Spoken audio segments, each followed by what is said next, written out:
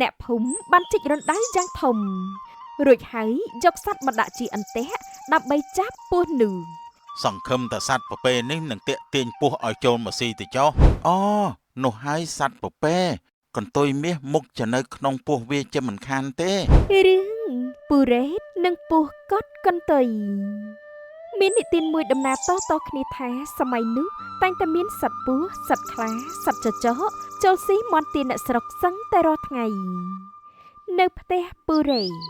ថ្ងៃនេះកូនមិនបាច់ទៅស្រែជាមួយពុកទេណាពុកទៅស្រែមួយផ្លេតហើយហួសទៅបោចលពាក់តែម្ដងបាទពុកប្រយ័ត្នផងណា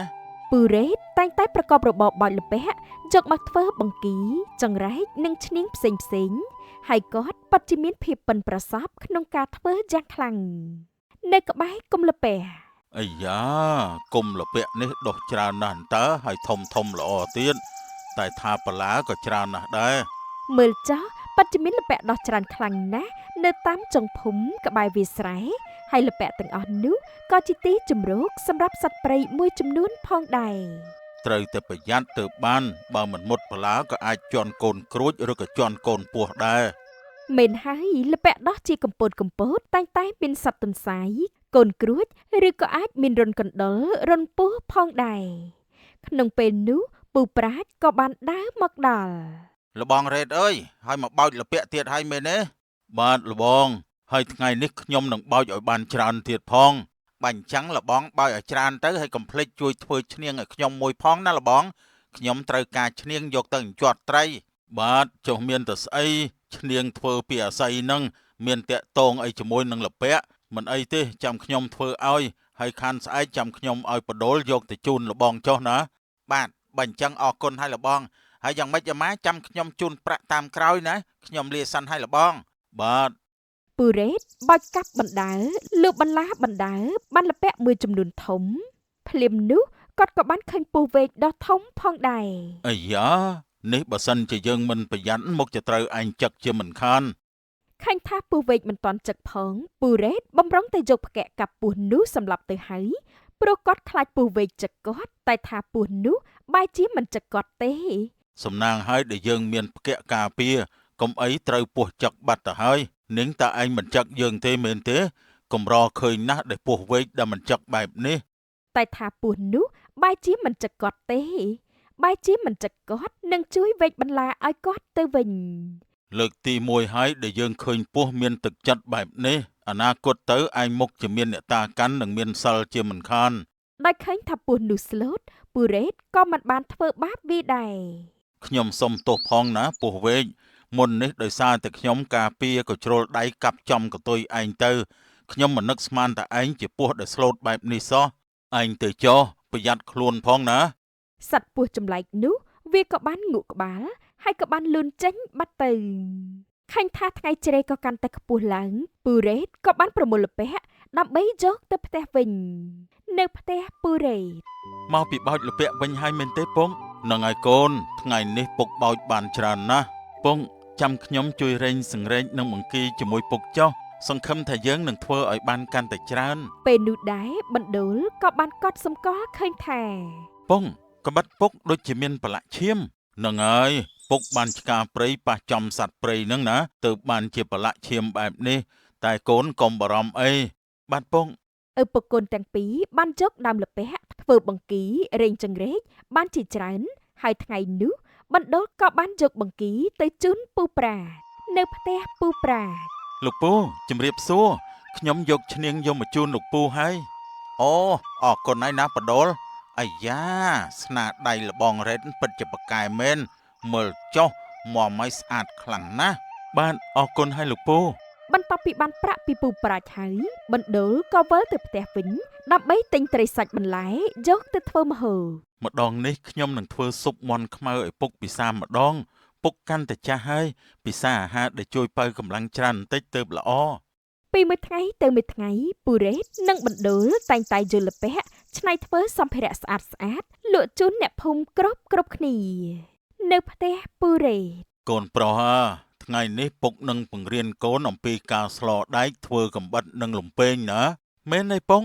នេះកូនចង់ចេះស្លដែកយកមកធ្វើកំបិតបថៅយូរមកហើយ មែនហើយណាមួយពុកឃើញថាតម្រូវការរបស់បងប្អូននៅក្នុងភូមិក៏មានច្រើនកូនឯងរៀនចេះហើយអាចធ្វើយកទៅលក់តែម្ដងពុកពិតជាប្រកែកណាស់ពុកសង្កេតសភាពការបានយល់គ្រប់កលៈទេសៈពុកមិនមែនប្រកែកទេ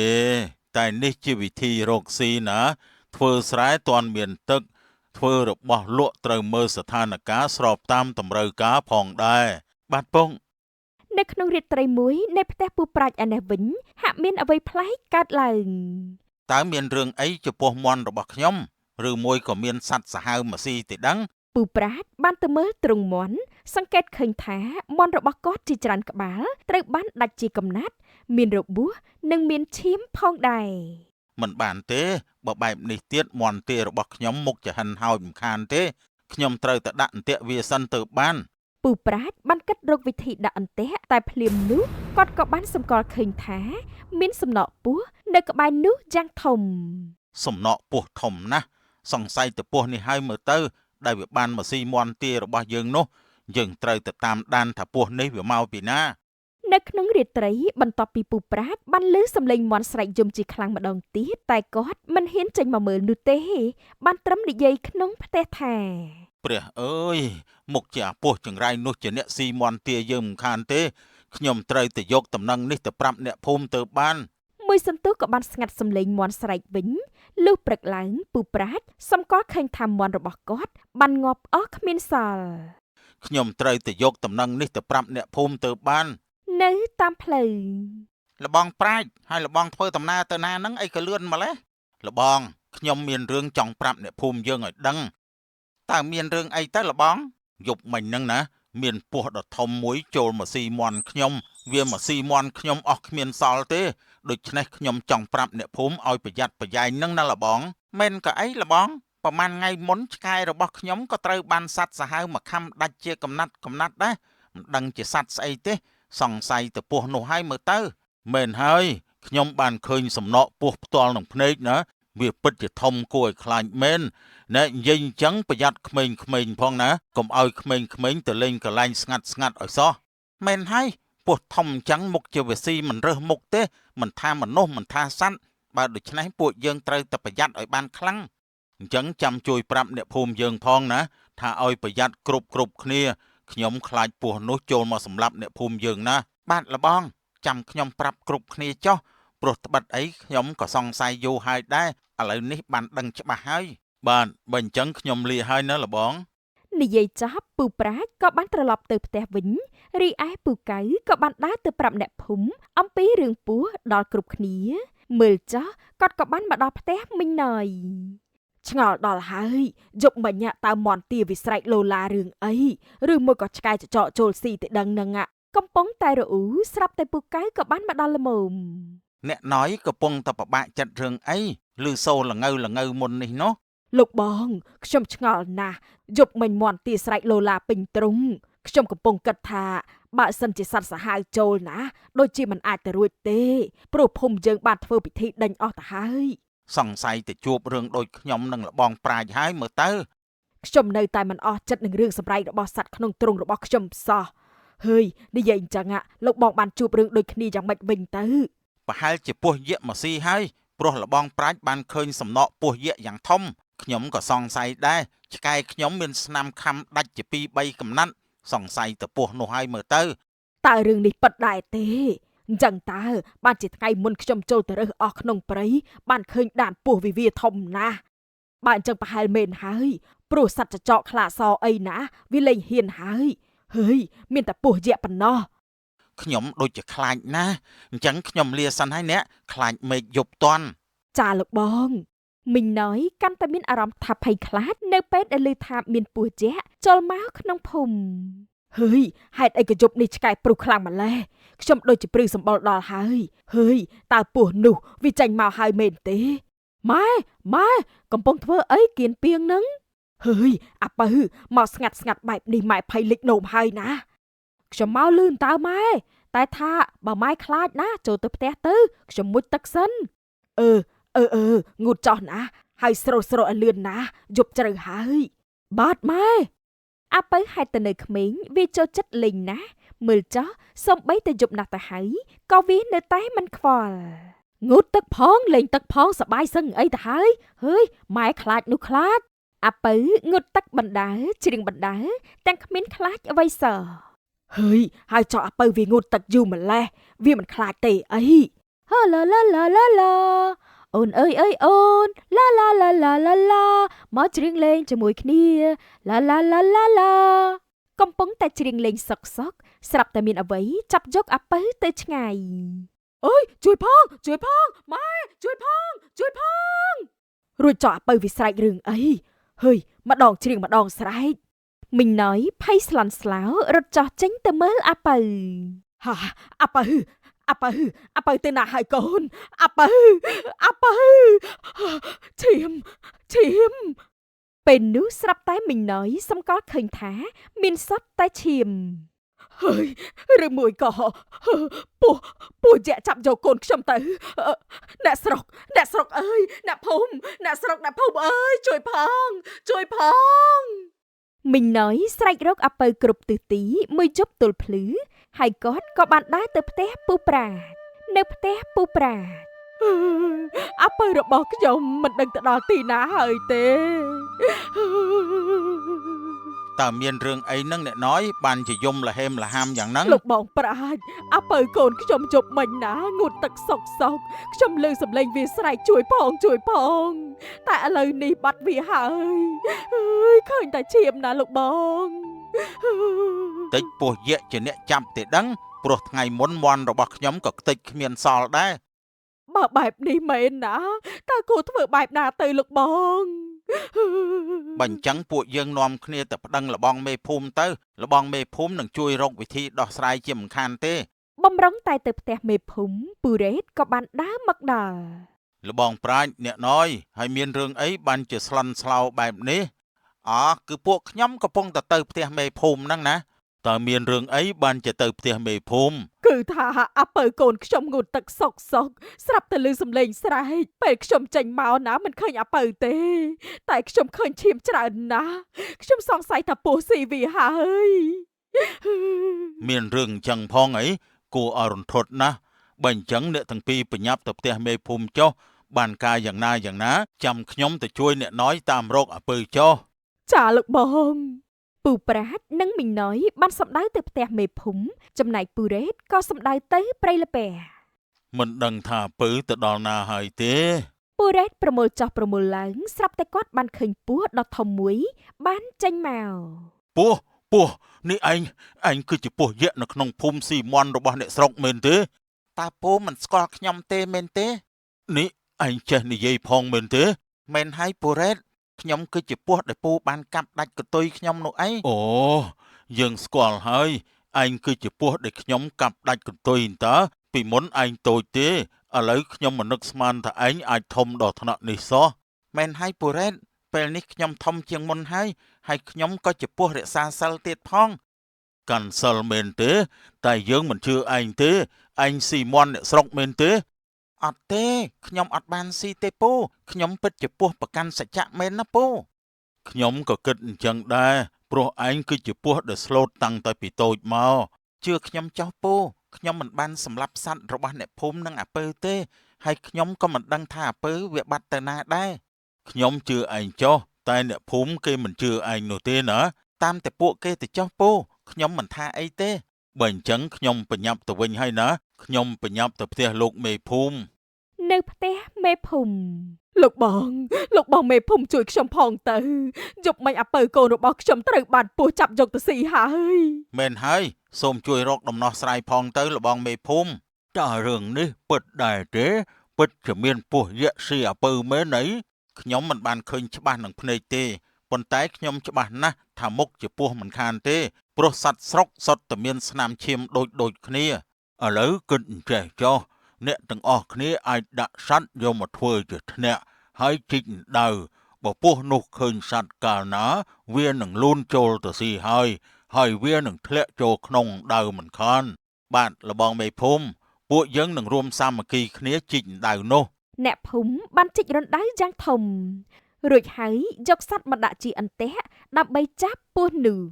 សង្ឃឹមថាសត្វប្រភេទនេះនឹងតាក់ទាញពស់ឲ្យចូលមកស៊ីទៅចុះ នឹងហើយខ្ញុំក៏គិតអញ្ចឹងដែរខ្ញុំនឹងសម្លាប់ពស់នោះដោយផ្ទាល់ដៃបើសិនជាវាធ្លាក់ចុះក្នុងរណ្ដៅនេះអ្នកភូមិបានត្រៀមខ្លួនរួចជាស្រេចក្នុងការចាប់យកពស់យក្សចំណែកឯពស់យក្សក៏បានជួបនឹងបិសាចចចនៅក្នុងព្រៃ តើឯងជាអ្នកស៊ីអាពៅនឹងសัตว์នៅក្នុងភូមិមែនទេមែនហើយយើងគឺជាអ្នកស៊ីតែពេលនេះយើងឈប់ទៅរំខានអ្នកភូមិទៀតហើយព្រោះហេតុអីទៅឯងដឹងខុសហើយមែនទេមែនហើយយើងដឹងខុសហើយយើងមិនទៅរំខានអ្នកភូមិទៀតទេ តាមពិតបិសាចចបានដឹងពីគម្រោងការរបស់អ្នកភូមិហើយវាក៏បានព្យាយាមទម្លាក់កំហុសនេះទៅកាន់ពស់យក្សប៉ុណ្ណោះ ជារឿងល្អណាស់ដែលឯងចេះដឹងល្អនឹងអាក្រក់បែបនេះឯងដឹងទេអ្នកភូមិគេរស់នៅទាំងភ័យខ្លាចណាខ្ញុំដឹងហើយប៉ុន្តែខ្ញុំមានរបស់មួយនៅក្នុងភូមិខ្ញុំមិនហ៊ានទៅយកទេតើឯងអាចទៅយកជំនួសខ្ញុំបានទេតើនោះជារបស់អីទៅគឺជាកន្ទុយមាសពីដូនតារបស់ខ្ញុំកន្ទុយនោះលាក់នៅក្នុងខ្លួនពពែងាប់មួយក្បាលណាពិតមែនទេមែនហើយខ្ញុំបានកែខ្លួនទៅហើយតែបើខ្ញុំទៅពេលនេះពួកគេនឹងសម្លាប់ខ្ញុំជាមិនខានសូមឯងទៅយកឲ្យខ្ញុំផងណាតែបើខ្ញុំទៅមុខជាមានគ្រោះថ្នាក់ជាមិនខានទេមិនអីទេព្រោះគ្រប់គ្នាគេគិតថាឯងជាពស់តាំងសិលគេមិនសម្លាប់ឯងទេបាញ់អញ្ចឹងខ្ញុំនឹងទៅយកកន្ទុយនោះឲ្យឯងវិញចុះ ពស់យក្សហេតុតែជាសត្វមានអ្នកតាកាន់មានសិលទើបមានក្តីមេត្តាជួយដល់បិសាចចគ្រានោះវាក៏បានលូនចេញទៅយកកន្ទុយចនៅក្នុងភូមិ ពស់យក្សនេះវាល្ងងណាស់ចាំមើលចុះអ្នកភូមិនឹងសម្លាប់វាចោលហើយឆ្លៀតឱកាសនោះយើងនឹងទៅស៊ីអ្នកស្រុកម្ដងទៀត ពស់យក្សកាន់សិលមិនដឹងទេថានេះគឺជាល្បិចបិសាចចតាមពិតវាគ្មានកន្ទុយមាសនោះឡើយនៅតាមផ្លូវ ចៅពស់តើចៅកំពុងទៅណាហ្នឹងលោកតាចៅកំពុងទៅយកកន្ទុយចចកនៅក្នុងភូមិហ្នឹងណាលោកតាតើបិសាចចចកវាភ្លេចកន្ទុយមាសនៅក្នុងភូមិមែនទេចៅចាញ់បោកវាទៅដឹងអីចៅជឿថាបិសាចចចកមិនកុហកទេលោកតាចំជាព្រំលិខិតកម្រិតកម្មមែនតើលោកតាកំពុងតែគិតពីអីហ្នឹងលោកតាគ្មានអីទេចៅកូនសំណាងល្អណាតាលាហើយ លាលោកតាហើយពស់កន្ទុយកត់ក៏បានចូលទៅដល់ក្នុងភូមិ តើបិសាចចចកទុកកន្ទុយមាសនៅទីណាទៅណោះអូនោះហើយសត្វពពែកន្ទុយមាសមុខจะនៅក្នុងពោះវាជាមិនខានទេ គ្រានោះដោយមិនប្រយ័ត្នពស់កន្ទុយកត់ក៏បានធ្លាក់ចូលក្នុងរណ្ដៅដែលអ្នកភូមិចេះតែម្ដង តើមានរឿងអីហេតុអីក៏ទីនេះមានរណ្ដៅបែបនេះខ្ញុំចាញ់កលបិសាចចចកឲ្យមើលទៅ ក្នុងគ្រានោះពូប្រាតពូកៅមីងណយក៏បានមកដល់ សម្រេចហើយលបងកៅពស់យក្សនេះហើយគឺជាពស់ដែលបានស៊ីអាពៅនោះពួកយើងនាំគ្នាដុតវាចោលទៅ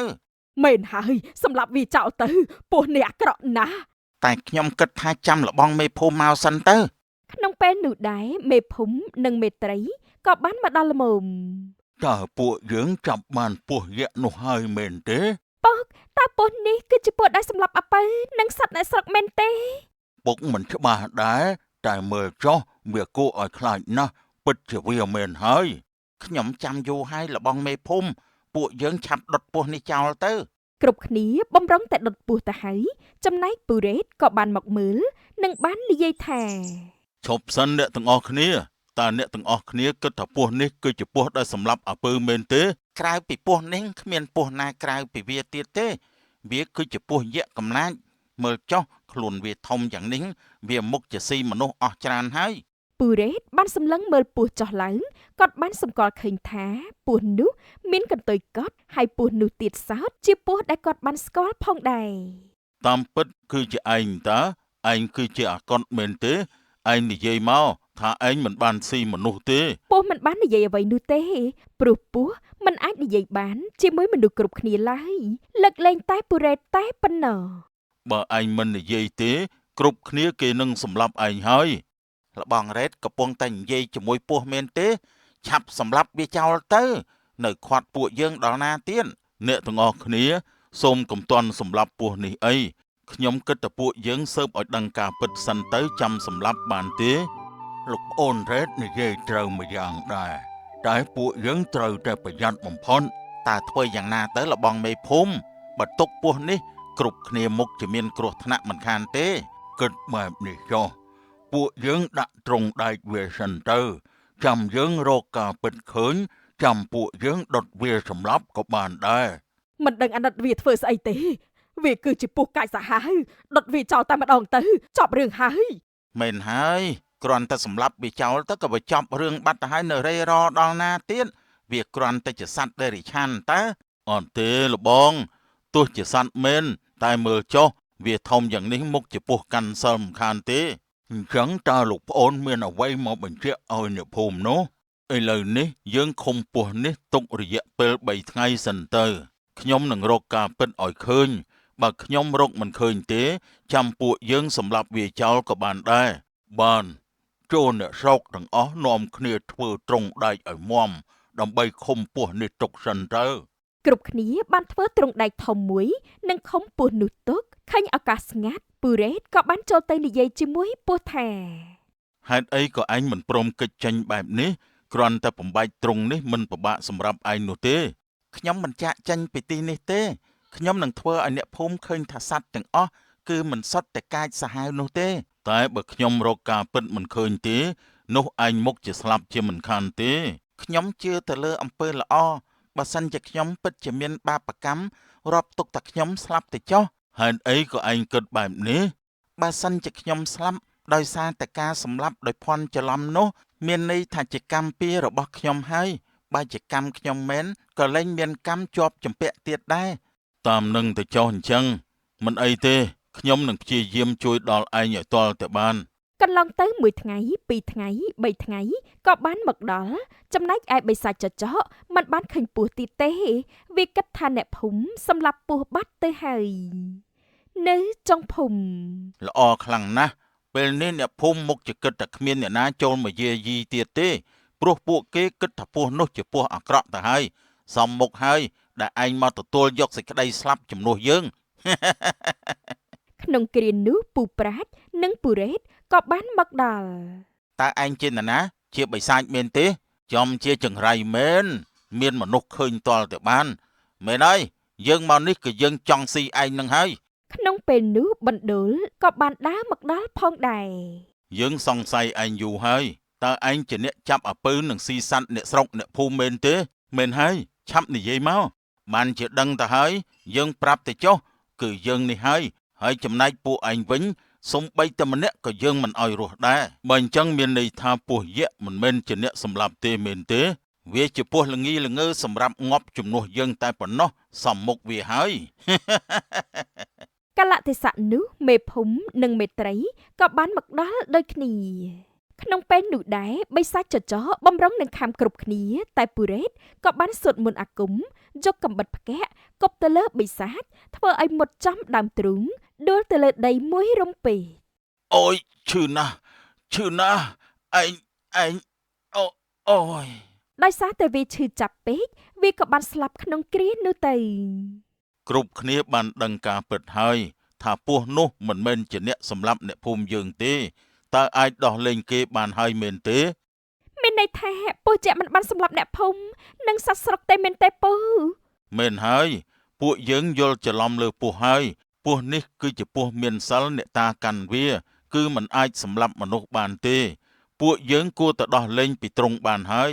ក្នុងគ្រានោះគ្រប់គ្នាក៏បានយល់សពកិច្ចការអស់ហើយក៏លែងសម្លាប់ពស់ទៀតដែរនៅកន្លែងឃុំពស់ជា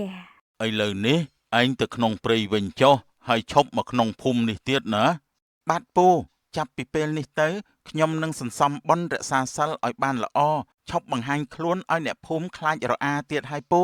ចាប់តាំងពីពេលនោះមកអ្នកភូមិបានយល់ពីរឿងរ៉ាវទាំងអស់ចំណែកពស់កន្ទុយកត់ក៏បានសម្ដែងទៅក្នុងព្រៃបាត់ទៅ សង្ឃឹមថាក្នុងភូមិលែងមានរឿងហេតុអាក្រក់ទៀតទៅចុះ ចាប់តាំងពីពេលនោះមកគ្រប់គ្នាក៏លែងមានគ្រោះថ្នាក់ដោយសារសត្វសាហាវទៀតដែរនិងរស់នៅសុខសាន្តតរៀងទៅបងឯងរវល់ធ្វើស្អីឲ្យខ្ញុំចាំឡើងយូរខ្ញុំឈរចាំចុកជើងមកក៏វាខំទៀតបងឯងឥឡូវកាន់តែប្រហើនហើយឲ្យខ្ញុំចាំរាប់ម៉ោង ចាំបាច់អីមកផ្ទះកាភ្លៀងបងដែរនោះបងឈឺបងធ្វើការបងនៅថែម៉ោងបងមិនបាននៅទំនេរក៏មិនដូចអនឯងដែលនៅតែរៀនចាំសុំលុយម៉ែឪមានអ្នកផ្គត់ផ្គង់សពគ្រប់បែបយ៉ាង នៅ នៅមកហ៊ានតមាត់ជាមួយទៀតមែនទេរឿងស្នេហានិងការងារនាពេលល្ងាចបន្ទាប់ពីដល់ម៉ោងចេញពីធ្វើការក៏ឆ្លៀតមកជួបសង្សារបន្តិចមុនចូលផ្ទះ ចាំបងយូរអត់មេទៅតែឲ្យចេញគាត់ឲ្យនៅបង្ហាយការងារតទៅរួចទៅអាចចេញមកផ្ទះបានហើយអូនឯងឃ្លានអីអត់ចាំបងនាំតែញ៉ាំមកឡើងម៉ូតូមក លេងចង់ទៅហើយប្រាប់ថាម៉ោងនេះតែដល់ពេលមកគឺលើសម៉ោងបាត់ទៅហើយបងឯងឲ្យចេះគោរពពេលវេលាខ្លះផងបានអត់ខ្ញុំឈរចាំបងឯងឡើងរយជើងហើយទន្ទឹងចាំឡើងចុកភ្នែកអស់ហើយមិនឃើញដែរទេ បងសុំទោសកុំខឹងបងអីបងរវល់ធ្វើការអន្តាមិនបានទៅផ្ដេសផ្ដាស់អីទេកុំខឹងបងអីណាចាំបងនាំតែញ៉ាំអីឲ្យតែជាក់ចិត្តតែជាអារម្មណ៍របស់អូនណា ខ្ញុំលេងចង់ទៅហើយបងឯងទៅតែម្នាក់ឯងចុះខ្ញុំអស់អារម្មណ៍ដែរជាមួយសង្សារដូចជាបងឯងនេះហើយមិនចេះគោរពពាក្យសម្ដីខ្លួនឯងទេបានចឹងទៅដែរខំណាត់កូនស្រីគេធ្វើអី អូនមិននិយាយអញ្ចឹងមកពីបងរវល់ធ្វើការអន្តាតម្រាំតែបានជួបគ្នាទៅណាជាមួយគ្នាម្ដងមិនសូវជាច្រើនទេដូច្នេះកុំងក់ងោដាក់គ្នាបានទេបងសុំទោសទៅចុះបងខុសចង់ឲ្យសុំទោសប្រមាណលានដងក៏បានដែរណាតែអូនឈប់ងោជាមួយបងហើយយើងចេញទៅក្រៅជាមួយគ្នាណា ខ្ញុំអស់អារម្មណ៍ខ្ញុំលេងទៅជាមួយទៀតហើយទៅផ្ទះបងឯងវិញចុះក្រែងធ្វើការច្រើនហត់អីមិនមិនឆាប់ទៅផ្ទះវិញហើយដេកយកកម្លាំងធ្វើការស្អែកទៀតទេ រិនធីកុំងោបងមើលបងមានសង្សារតែមួយនឹងទេអូនឯងកុំអញ្ចឹងបានអត់ចេញពីធ្វើការបងក៏មករកភ្លាមមិនចង់ឲ្យអូនឯងខកណាត់ទេតែពេលបងមកដល់ក៏ខឹងបងទៀតក្រែងមកយឺតក៏ប្រសើរជាងមិនមកអីពាក្យនេះអូនឯងជាអ្នកនិយាយតានៅចាំដែរទេ ខ្ញុំលេងចាំហើយតែពេលនេះអារម្មណ៍ខ្ញុំមិនល្អខ្ញុំក៏មិនចង់ចេញទៅក្រៅជាមួយបងឯងដែរចុះផ្ទះវិញហើយ ហើយនៅកន្លែងការងារ stress ហើយសង្ឃឹមថាពេលបានមកជួបសង្សារគេនឹងយល់ចិត្តយើងជួយយើងឲ្យកាត់បន្ថយ stress បានតែនេះធ្វើស្អីឲ្យឯង stress លើដើមតែម្ដង ផ្ទះនេះរឿងខ្ញុំប្រាប់ឯងឲ្យច្បាស់ណាស់អតបិកចាស់ហើយឯងក៏ត្រូវតែចងចាំក្នុងខួរក្បាលផងចាស់ចំណាស់ណាស់ទៅហើយទៅបានជានិយាយមិនស្ដាប់គ្នាគិតតែពីផឹកស៊ីអញ្ចឹងហាស្អីក៏ឯងលេងគិតខ្វល់ជួយធ្វើដែរមែនទេបើមិនធ្វើការងាររកស៊ីស្អីទេណាក៏គួរតែជួយការងារនៅក្នុងផ្ទះផងទៅ រួចរកធ្វើស្អីទៀតបើមានឯងធ្វើទៅហើយបើខ្ញុំធ្វើទៀតទៅបិដបតែរំខានដល់ឯងទៅទេហើយការងារមានកូនធ្វើហើយ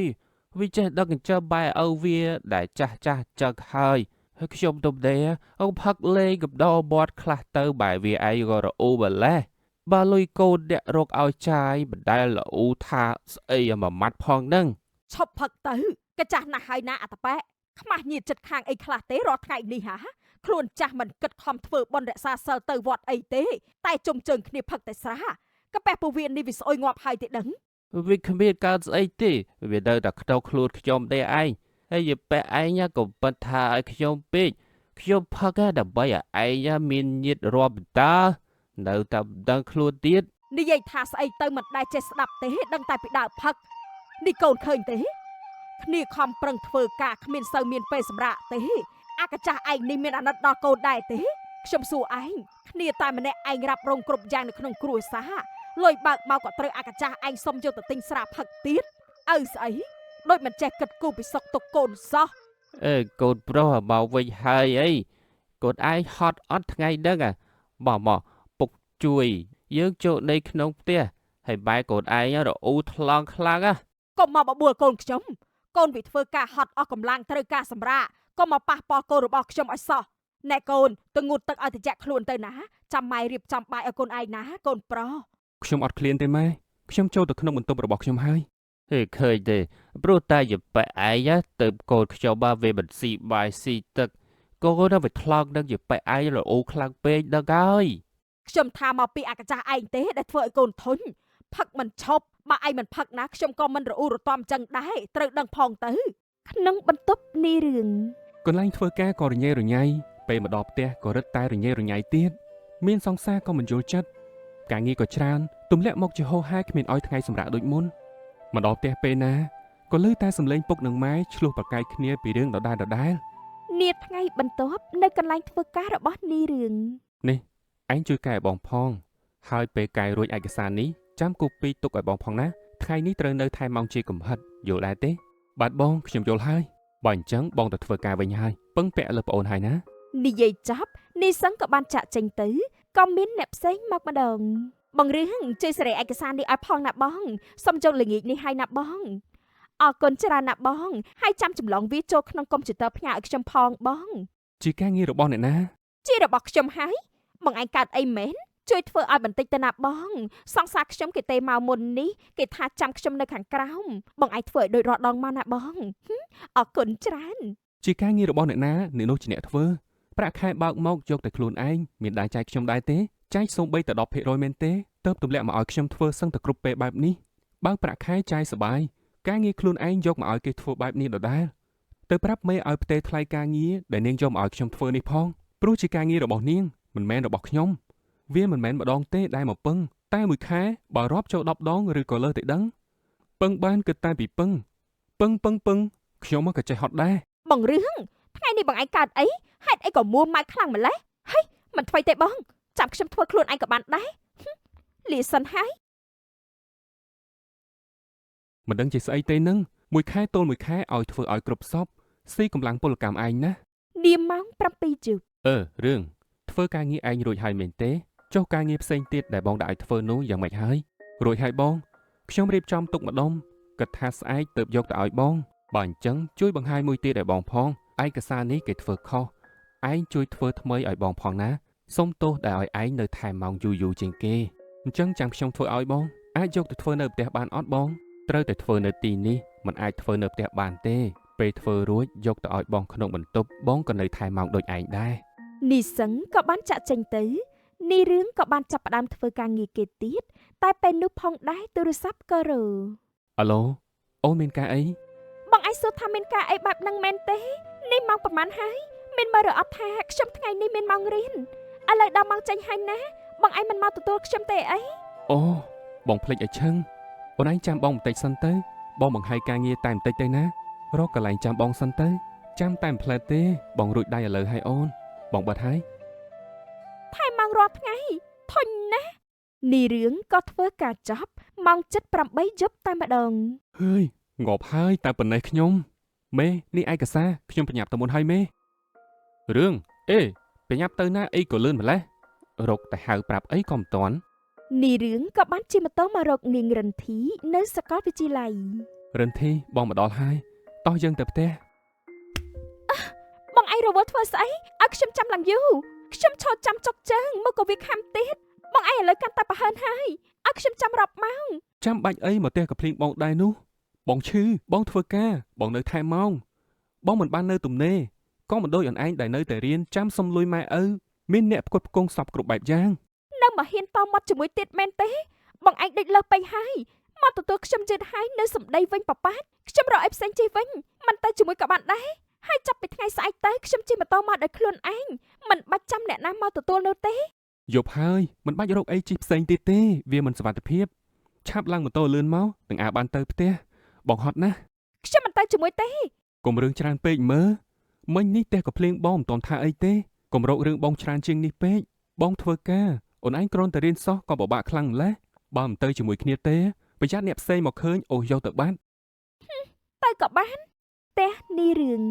កូនប្រុសថ្ងៃនេះមកផ្ទះវិញយប់ម្លេះកូន ត្រូវនៅថែម៉ោងចុះពុកមិនតន់ចូលផ្ទះវិញទេអីម៉ែ ពុកកូនឯងដេកលក់បាត់ហើយមកពីផឹកវិញណាសង្ស័យទៅអស់កម្លាំងហើយណែកូនឯងណាទៅដេកឬក៏ហូបបាយចាំម៉ែរៀបចំឲ្យណា ខ្ញុំហូបរួចហើយម៉ែទៅសម្រាប់ចុះ នាថ្ងៃបន្ទាប់នៅកន្លែងធ្វើការ មិនក៏ឯងធ្វើឯកសារនេះខុសឲ្យបងក្រែងបងបានប្រាប់ឲ្យជួយកែឲ្យស្អាតហេតុអីឯងធ្វើអញ្ចឹងអារឿងសុំទោសបងខ្ញុំប្រញាប់ពេកភ្លេចពិនិត្យមើលឡើងវិញពេលធ្វើរួចចាំខ្ញុំធ្វើសារថ្មីឲ្យបងយកមុនម៉ោង12ថ្ងៃត្រង់ព្រោះប្រញាប់បានបងចាំខ្ញុំធ្វើឲ្យបងឲ្យលឿន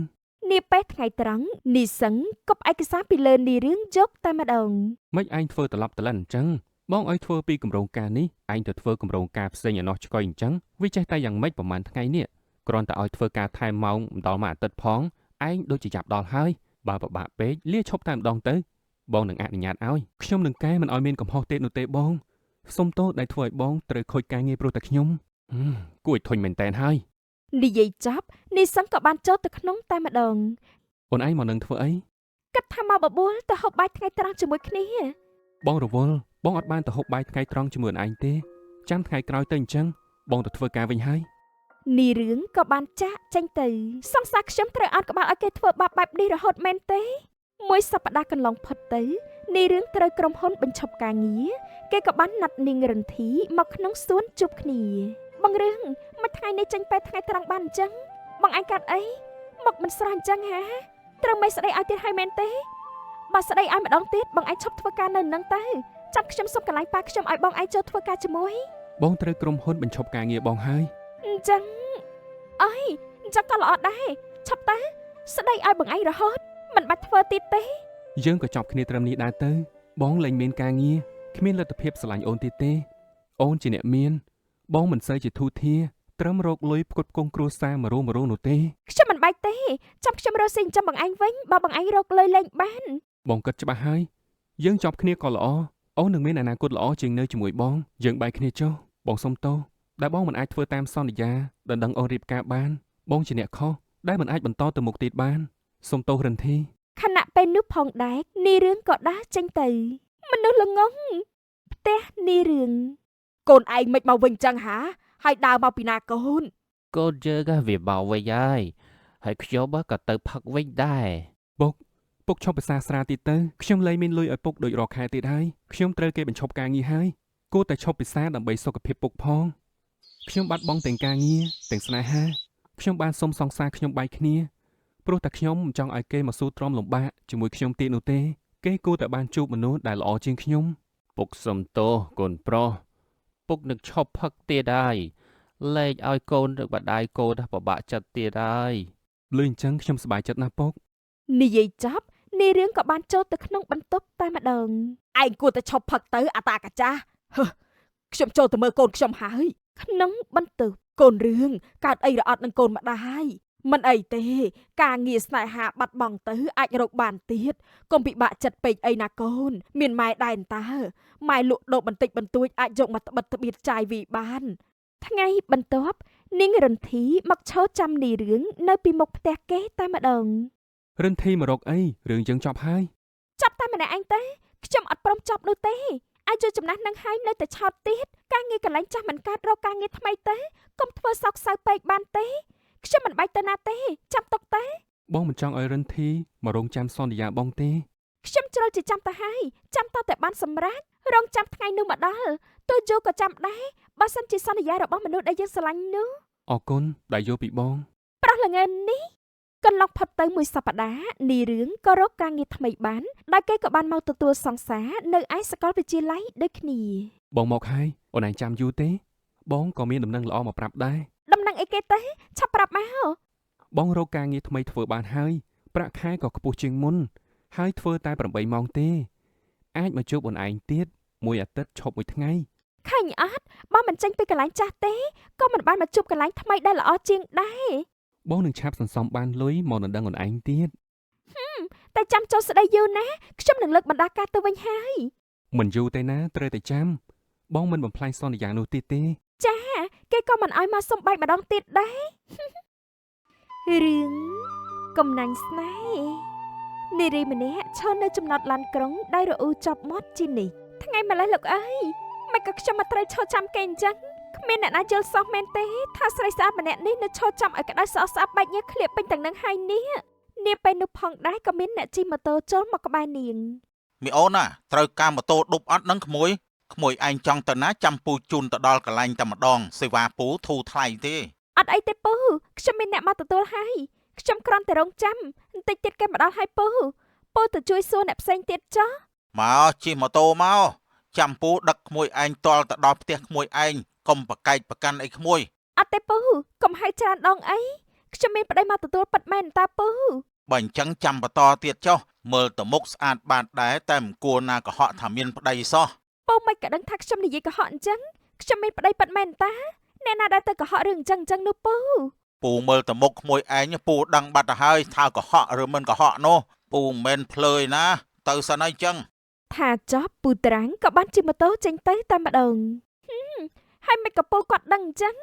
ខណៈនោះផងដែរក៏មានអ្នកជិះម៉ូតូមករកនាងម្នាក់ទៀត សួស្តីខ្ញុំមកទទួលនាងទៅផ្ទះវិញខ្ញុំជាបងចដូនមួយប្រុសរបស់នាង ជាបងខេមែនអត់ នឹងហើយជាបងតោះឡើងម៉ូតូមកយើងទៅផ្ទះវិញថ្ងៃនេះមេឃក្តៅណាស់ត្រូវអត់នៅឈរចាំបងយូរហើយបានជាមុខនេះស្អុយប៉ែដល់ម្លឹងនោះ ចេះសួរអញ្ចឹងទៅកើតដែរក្តៅសឹងតែរហែកក្បាលទៅហើយ ហើយអត់ចេះគោរពពេលវេលាអីសោះតែម្ដងហើយមកនឹងណានឹងទៅធ្វើការនៅឯណាចប់យូរនឹងគេនោះបើជិតចាស់ដល់ថ្នាក់នឹងទៅហើយនោះគ្រាន់តែជារឿងតូចតាចប៉ុណ្ណឹងសោះ មកពីដឹងថាជារឿងតូចតាចនឹងហើយបានជាមិនមកលឿននឹងបើដឹងថារឿងធំមកលឿនជាងនឹងបាត់ទៅហើយ បងឯងដូចជាមិនបាត់ខ្លាចចិត្តខ្ញុំអីបន្តិចសោះតែម្ដងមកជិតហើយណាមកវិញចុចតែម្ដង ឥឡូវទៅឬក៏អត់នេះឈឺក្បាលជាមួយកូនក្មេងដូចជានាងណាបើអត់ទៅទេនៅហាលក្តៅនៅនឹងហើយបងតមុនហើយណា ទៅបងឯងអីក៏ចិត្តច្រើនសាហាវយ៉ាងនេះ ឆាប់ឡើងម៉ូតូមកអញ្ចឹង តើអញ្ចឹងយើងចេញដំណើរទៅឲ្យដល់ផ្ទះពុកខ្ញុំផងកុំកវ៉ាយរកផ្ទះសំណាក់ណាអី និយាយស្អីអញ្ចឹងអ្នកណាទៅធ្វើអញ្ចឹងកើតនោះមើលមនុស្សក្នុងខ្សែភ្នែកល្អខ្លះផងកុំមើលឃើញតែគេអាក្រក់អវិជ្ជមានពេកនោះ ចេញដំណើរលឿនទៅវ៉ៃបងឯងកុំនៅនិយាយច្រើនទៀត បងចាញ់ដំណើរហើយ នីខីក៏បានជិះម៉ូតូចេញទៅតែម្ដងដោយនៅតាមផ្លូវក៏ជជែកជាហោហាយបងឯងមានប្រពន្ធកូនអីនៅអាយុប៉ុណ្ណឹងហើយ មិនទាន់មានទេប្រពន្ធកូននោះ ហេតុអីក៏បងឯងមិនតមានប្រពន្ធនឹងកូនទៀតក៏មុំក្នុងភូមិយើងនេះស្អាតណាស់ហេតុអីក៏បងឯងមើលមិនឃើញអញ្ចឹង បើមនុស្សមិនទាន់ចង់បានផងហ្នឹងតើឲ្យយកមកធ្វើស្អីទៅសួរដេញដោលនេះច្រើនខ្លាំងម៉េះបង្ហោះម៉ូតូចូលកពុតព្រៃទាំងពីរនាក់ឥឡូវហ្នឹង គ្រាន់តែសួរចង់ដឹងបងឯងត្រង់មួម៉ៅក្តៅកាហាយហិលហោះមកម្លេះហូបបុកលហុងអស់ម្ទេស200គ្រាប់មែនទេបានជាហិលហោះយ៉ាងហ្នឹងគ្រាន់តែគេសួរតេះលេងសោះ មកពីបងធុញនឹងសំនួរហ្នឹងគេសួរអត់ដាច់ពីមាត់ទេបងក៏ធុញនឹងឆ្លើយដូចគ្នាដែរមិនក៏អញចង់ដេញដោលឲ្យបងឆ្លើយ មកពីខ្ញុំបែកបងឯងយូរហ្នឹងហើយតើបានជាចង់សួរនាំច្រើនឲ្យស្និទ្ធស្នាលជាមួយតែបងឯងទៅជាអញ្ចឹងទៅ ហើយចុះអញវិញមានសង្សារអីហើយនៅចុះ អត់តាន់មានទេព្រោះអត់ត្រូវចិត្តมันមានបរោះដូចក្នុងថៃខ្ញុំសោះ រត់តែបរោះមៀតសង្ហាខ្ពស់ដូចដើមថ្នោតឲ្យមុខនេះហ៎បានជាមិនទាន់ត្រូវចិត្តអ្នកណាសោះ រឿងខ្ញុំទេកុំមកចេះហើយចិត្តដល់ផ្ទះឬនៅហ្នឹង ដល់ផ្ទះហើយនោះពុកម៉ែចាំនៅក្នុង បើអញ្ចឹងខ្ញុំចូលទៅខាងក្នុងហើយណាបងឯងចូលទៅជាមួយអត់ បងបញ្ញាប់ទៅដាក់បាយឲ្យជ្រូកសង្ស័យតែយំស្រែកពេញរោងឲ្យថ្មនេះហ៎បងទៅសិនហើយអញ្ចឹង នីខីក៏បានចាក់ចេញទៅនាងយ៉ានផាក៏បានដើរចូលទៅក្នុងផ្ទះតែម្ដងពុកម៉ែខ្ញុំមកហើយកូនយើងមកដល់ហើយឪវាកូនកំមុំរបស់យើងនោះ មេអូនកូនពុកឆាប់មកនេះមកកូនអូយកូនកំមុំស្ដោកស្អាតណាស់កូនឪហើយអូយចុយណាបងចដូនមួយកូនឯងណៃណាដែលពុកឲ្យទៅទទួលនោះណា គាត់ទៅផ្ទះវិញហើយបញ្ញាប់ដាក់បាយឲ្យជ្រូកបានមកស្រុកវិញល្អហើយនៅលេងជាមួយពុកម៉ែឲ្យយូរណាកូនមិនដឹងថាទៅធ្វើអីទេទីក្រុងនោះនៅស្រុកយើងណាក៏មានការងារឲ្យធ្វើដែរស្រែចម្ការយើងមានច្រើនណាស់កូនស្រី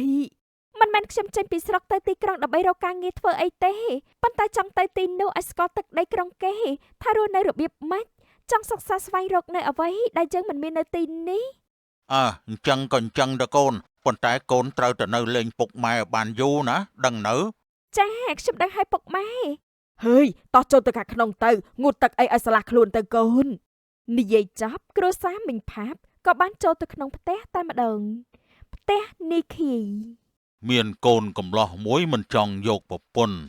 មានកូនកំឡោះមួយសង្ស័យតែចាស់ព្រៅសក់ស្កៅហើយមើលទៅបាត់អីហ្នឹងស្ដាប់ដូចជាមិនទំនងសោះបើទៅប្រឡងធ្លាក់មុនគេឲ្យពុកអត់យល់មិនក៏អ្នកខ្លះនៅកំឡោះសឹងតែខ្លាយជាព្រៅជ្រក់ជូរជ្រះយ៉ាងនេះទៅណពុកចង់ឌៀមដាមថែខ្ញុំមែនទេពុកហើយចង់មិនបានจะនៅកំឡោះទៀតឬមួយក៏កូនឯងចង់បានប្រពន្ធខាងប៉ែកអឺរ៉ុបវិញបើអញ្ចឹងទៅរកតកូនកុំនៅត្រាំឲ្យជូរជ្រិញអញ្ចឹងទៀតអីពុកខ្ញុំគ្រាន់តែចង់នៅសប្បាយភាពនៅលាវនេះឲ្យអស់ចិត្តបន្តិចសិនមិនមែនចង់នៅព្រៅឬក៏ចង់បានប្រពន្ធអឺរ៉ុបឯណានារីខ្មែរស្រស់ស្អាតសឹងអីហ្នឹងហេតុអីក៏ត្រូវមើលម្លងអញ្ចឹងនោះពុកគិតថាកូនឯងចង់នៅព្រៅហើយតើបើអញ្ចឹងចាំបន្តិចទៀតកុំអីដែរជាមនុស្សប្រុសសោះហ្នឹងណា នាពេលនោះផងដែរក៏មានអ្នកមករកនីខីតែម្ដងបងខីអើយខ្ញុំយកផ្លែអាលឹកនេះមកឲ្យបងឯងហូបព្រោះតែវាទុំល្អណាស់សាច់ក៏ផ្អែមហើយសមនឹងមេក្តៅអញ្ចឹងទៀតណាដាក់ទៅដឹងតែឆ្ងាញ់ហើយ អរគុណហើយអញ្ចឹងរំពីរអ្នកឯងនិយាយគ្នាលេងចុះណាពុកចូលផ្ទះសិនហើយ ពូខេងក៏បានចូលទៅក្នុងផ្ទះតែម្ដងបងឯងហត់អត់នឹង អត់មានអីហត់នោះទេគឺធម្មតាអន្តាបងអរគុណហើយដែលអូនតែងតែយកផ្លែឈើយកមកផ្ញើឲ្យបងបានហូបដូច្នេះ ចាមិនអីទេបងឲ្យតែបងឯងហូបហើយណាស្រស់ថ្លាគឺគ្រប់គ្រាន់ហើយ រំមានការអីជាមួយបងទៀនអន់ អត់មានទេបង បើអញ្ចឹងបងសុំចូលទៅក្នុងផ្ទះសិនហើយណាព្រោះបងមានការងារត្រូវបង្ហើយទៀត បានចឹងខ្ញុំលាបងឯងទៅផ្ទះដូចគ្នា បានទៅចុះ នាងរុំក៏បានចាក់ចេញទៅតែម្ដងនាពេលជប់ឡើងនាងយ៉ាន់ផាកំពុងតែអង្គុយអាំងដំឡូងនៅមុខផ្ទះខណៈពេលនោះផងដែរក៏មានអ្នកដើរចូលមក ហើយនរណាគេហ្នឹងមកអង្គុយអាំងដំឡូងអីនៅមុខផ្ទះមិញផាបហ្នឹង ខ្ញុំជាកូនគាត់ហេតុអីក៏មកអង្គុយនៅត្រង់នឹងមិនបាននោះហើយចង់ចំណេចមែនទេហ្នឹង ពិតមែនកៅអីហ្នឹងជាកូនមិញផាបអ្ហ៎ ចាគឺខ្ញុំនឹងហើយចង់មិនតើមែនដែរទេ ឃើញប្លែកទើបចង់ស្គាល់ហើយអូនឯងមាន Facebook អត់បងសុំមួយមកចឹង អត់ចង់ឲ្យហើយចង់ម៉េច កុំកំណាញ់ជាមួយបងអីបានអត់ព្រោះបើជាកូនមិញផាបជាអ្នកនៅក្នុងភូមិជាមួយគ្នាតាបងសុំឲ្យអូនឯងក៏ឲ្យមកណាអូខេបងទៅសិនហើយអញ្ចឹងចាំស្អែកចាំបងមករមម្ដងទៀតណោះ ថយឲ្យលឿនឡើងទៅកុំមកសួរនាំតប៉ៃសំឲ្យជ្រិញមិនត្រូវធៀបដងផ្លែអីជាមួយទេមិនបាច់មកទៀតទេមិនចង់ឃើញមុខតែម្ដងនាងយ៉ាន់ផាក៏បានដើរចូលទៅខាងក្នុងតែម្ដង ឆ្នះមែនវើយ នាថ្ងៃបន្ទាប់មីងផាបនាំកូនធ្វើនំខណៈនោះផងដែរនីខីក៏បានយកសាច់ជ្រូកមក ជំរាបសួរមីងខ្ញុំយកសាច់ជ្រូកមកផ្ញើមីង មកចូលមកលេងសិនមកក្មួយនេះចាំតនេណានាំកូនមីងដើរលេងក្នុងភូមិនេះផងដើម្បីឲ្យកូនមីងបានចងចាំអនុស្សាវរីយ៍កាលនៅពីក្មេងៗខ្លះ ថ្ងៃហ្នឹងទំនេរតាមីងចាំនាំទៅលុតទឹកស្ទឹងលេង មិននិយាយឈួតអញ្ចឹងនាំគេទៅលុតទឹកស្ទឹងស្អីធំប៉ុណ្ណានៃហើយហ្នឹងអ្នកណាដែលលុតទឹកលេងដោយការពីនៅកុមារភាពទៀតនោះបង បងនិយាយលេងតាចង់ទៅណាចាំបងជូនទៅបងអត់មានអីធ្វើទេថ្ងៃនេះទៅជាមួយគ្នាទេ នាំកូនមីងទៅឲ្យមករៀនធ្វើនំក៏មិនចេះដែរគិតតែពីរអ៊ូរងើតែម្ដងបើខ្ញុំមិនចេះផងមកបខំឲ្យធ្វើអ្នកណាដែលទ្រាំកាត់នោះម៉ែបើអញ្ចឹងឆាប់នាំគ្នាទៅតើអញ្ចឹងបង តោះឡើងម៉ូតូមក និយាយរួចអ្នកទាំងពីរក៏បានចេញដំណើរទៅតែម្ដងដោយនីខីនាំនាងមកមើលសត្វទន្សាយដែលគេចិញ្ចឹមមិននាំខ្ញុំមកមើលទន្សាយអញ្ចឹងអត់មានអីទៀតទេអី បងមិនដឹងជានាំទៅណាទេព្រោះបងមិនចូលចិត្តដើរលេងអីផង ព្រោះតែអញ្ចឹងហើយតែមិនតាន់មានប្រពន្ធព្រោះតែចរិតចូលចិត្តនៅតែក្នុងផ្ទះហ្នឹងហើយ មិនក៏មកដៀលបងអញ្ចឹងបងនាំមកមើលទន្សាយព្រោះអីអូនគួរឲ្យស្រឡាញ់ដូចជាទន្សាយអញ្ចឹងណាដឹងអត់ មិនដឹងជាស្អីទេបងឯងនេះខណៈពេលនោះផងដែរនីរងក៏បានមកទីនេះ សួស្ដីអូនហើយមិនក៏មកអត់ប្រាប់បងអញ្ចឹង ហើយជួឯងនឹងឲ្យខ្ញុំមែនទេតើត្រូវរាយការណ៍រាយរាប់ប្រាប់នឹង បងចង់ស្គាល់ចង់សុំសិទ្ធតើបានឬក៏អត់ហ្នឹងកុំកន្តើយដាក់បងបានទេ មិនកតាយឲ្យក៏មិនឲ្យស្និទ្ធដែរបងខីតើយើងទៅវិញ បញ្ញាប់ទៅណាបងទៅមកដល់ហ្នឹង ខ្ញុំលែងចង់នៅទីនេះឲ្យបងខីតោះ តោះអញ្ចឹងអាខៀយកុំតន់អាលនាំនាងទៅអីឲ្យនៅទីនេះបន្តទៀតសិនទៅយើងចង់មើលមុខស្រីស្អាតបន្តទៀតសុំទោសផងណាយើងមិនឲ្យឯងមើលយូរជាងនេះទេព្រោះវាអាចហើរពណ៌ស្អាតរបស់ទន្សាយរបស់យើងនេះអស់ហើយ និយាយរួចនីខីនិងនាងយ៉ាន់ផាក៏បានចាក់ចេញទៅ ទន្សាយស្អីគេវ៉ៃ នាពេលរសៀលនីខីក៏បានជូននាងយ៉ាន់ផាមកដល់ផ្ទះវិញបងឯងកាត់អីមកក៏ហំដោយម្ទេសផ្លោកអញ្ចឹង អត់កាតអីទេមេឃវាក្តៅពេកអញ្ចឹងហើយបងទៅផ្ទះសិនហើយណាអូនឯងចូលផ្ទះចុះ នីខីក៏បានចាក់ចេញទៅបងនេះប្លែកនាថ្ងៃបន្ទាប់នាងរុំមករកនីខីដល់ផ្ទះតែក៏បានឃើញអ្នកផ្សេងមករកបានមុនបងខីអ្នកណាគេហ្នឹង យ៉ាន់ផាកូនមិញផាបនោះអីពួកបងបំរុងទៅចំការមានអូនឯងមានការអីមិនមែន តែជាមួយគ្នាតែពីរអ្នកហ្នឹងមែនអី ហ្នឹងហើយថៃមិនមែនអូនហើយអូនឯងមករកបងនេះមានការអីមិនមែន អត់មានការអីទេបងឯងទៅចោះតើអញ្ចឹងពួកយើងទៅខ្ញុំទៅសិនហើយណាមិនបាច់លាទេមិនលាក៏បានដែរតោះបងខីពួកយើងទៅបេះផ្លែមានហូបឲ្យបាយពោះម្ដង តោះ នីខីនិងនាងយ៉ាន់ផាក៏បានជិះម៉ូតូចេញទៅតែម្ដងនាងជាអ្នកណាហេតុអីក៏បបួលប្រុសកំណាញ់ស្នេហ៍នេះទៅក្រៅបាននៅចំការមានបងឯងល្អដល់ហើយមិនមានអ្នកណាលួចយកសាំមកចាក់ដុតសោះ អូនឯងនិយាយអញ្ចឹងចង់បានន័យថាម៉េចចង់ឲ្យគេមកដុតចំការបងចោលខ្លាំងណាស់ទៅហី ខ្ញុំនិយាយលេងទេឃើញផ្លែមាននេះធំល្អណាស់សាច់ណែនតែម្ដងតែម្ចាស់រៀងអត់សូវមានសាច់សោះ មិនក៏អូនឯងចេះតែដៀលបងអញ្ចឹង គ្មានបាត់ដេលឯណាទេគ្រាន់តែនិយាយការពិតហ្នឹងខ្ញុំហូបឆ្អែតហើយតោះទៅផ្ទះវិញខណៈនោះផងដែរក៏ស្រាប់តែមេឃធ្លាក់ភ្លៀងតែម្ដងមិនសុកមិនក៏ស្រាប់តែភ្លៀងអញ្ចឹង បងមិនដឹងថាអាកាសធាតុប្រែប្រួលនោះសំបីតែចិត្តមនុស្ស5វិនាទីប្រែមកលៀនអារម្មណ៍ទៅហើយចុះទម្រាំតែអាកាសធាតុនោះវាមិនកាន់តែពិបាកស្មានទៅហើយហ៎ អត់មានកន្លែងជ្រកទេអីហ្នឹង សំខ្ញុំចុកអស់ហើយលោកអើយ ជ្រុកក្នុងបេះដូងបងក៏បានដែរអញ្ចឹង ជ្រិញបងអញណាឆាប់ជូនខ្ញុំទៅផ្ទះឲ្យលឿនឡើងប្រុសកំណាញ់ បងកំណាញ់ស្អីគេ បងអញកំណាញ់ស្នេហានឹងហើយមិនព្រមចុកប្រពន្ធមិនព្រមមានសង្សារទេនេះហើយគឺកំណាញ់ស្នេហានឹងហ្មង បងអត់កំណាញ់ទេគ្រាន់តែមិនទាន់ដល់ពេលវាប៉ុណ្ណោះតែឥឡូវប្រហែលជាដល់ពេលលេងកំណាញ់ហើយពេលនេះ បងឯងរកបានហើយមែន បងរកបានហើយតាគឺអូនឯងនឹងហើយម៉េចលេងកំណាញ់នៅបងរកឃើញស្នេហ៍បងហើយ ខ្ញុំអត់ស្នេហ៍បងឯងទេខ្ញុំចាត់ទុកបងឯងជាបងប្រុសតា បងមិនជឿជាដាច់ខាតបងបែបរកគេផ្សេងហើយនេះប្រហែលជាតដឹងការយកតែម្ដង បានចឹងទៅដឹងទៅក៏មកនិយាយប្រាប់ខ្ញុំអី បងចង់តដឹងអូនឯងទុកតែម្ដងកុំទៅនៅទីក្រុងនោះវិញអីបានអត់យើងនៅទីនេះជាមួយគ្នា ទៅដឹងតទៅចូលដល់ម៉ែឪទៅមានប្រសិទ្ធភាព រឿងនេះបងកាន់តែដឹងទៀតណមិនថ្មីទេឲ្យតែអូនឯងព្រមនៅទីនេះមិនទៅទីក្រុងវិញទោះអស់បដាការប្រមាណក៏បងព្រមដែរ ខ្ញុំបដាការរៀងគួរសមបន្តិចហើយព្រោះខ្ញុំចេះដាំបាយដំណើបធ្វើនំសង្ខ្យាទៀតណ ក្នុងភូមិនេះអ្នកណាក៏គេចេះដែរ តែខ្ញុំឆ្ងល់ជាងយល់អត់ អូបងយល់ហើយ ប៉ុន្មានថ្ងៃបន្ទាប់មកនីឃីក៏បានចូលដណ្ដឹងនាងយ៉ាន់ផាតែម្ដងដោយខ្លាយជាគូដណ្ដឹងនឹងគ្នាចាប់ពាក្យទុកមួយឆ្នាំទៅចូលរោងការ